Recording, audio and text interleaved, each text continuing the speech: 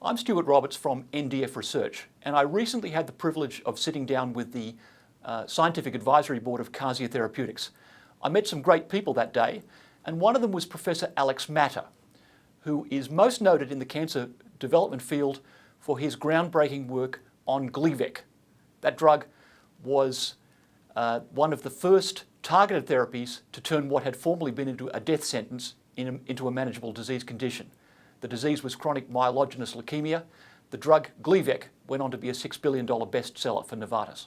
I was working for Gleevec as head of oncology, and I formed a team together with some outside consultants and a very small team of 5-6 people, which I could gradually expand. And we had then this great fortune that new oncogenes were discovered, one after the other, right. And human oncogenes. And we said BCR-ABL is predominant in 95% of all cases of chronic myelogenous leukemia. Yes.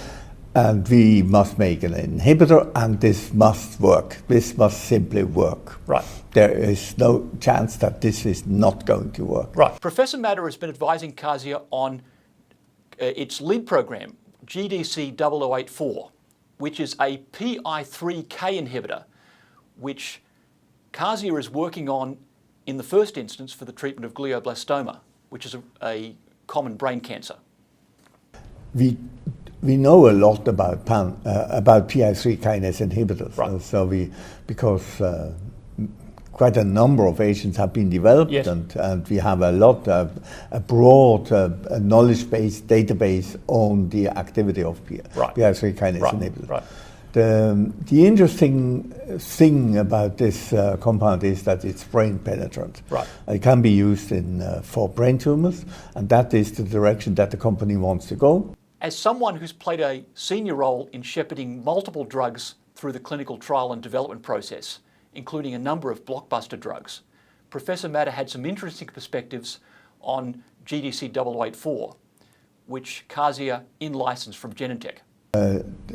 This compound is well characterized. I mean, clearly this comes from the hands of professionals, right. Real professionals. Right. And the rationale is, I think, interesting and well-founded that we go for temozolomide-resistant patients. Yes. And there are molecular markers for temozolomide resistance. Yes. Despite having many, many years of experience in the game, Professor Matter still clearly enjoys the challenge of new drug development. Oh, it's great to start something, and it's great to see courageous people going forward into situations that are really, really complex and difficult.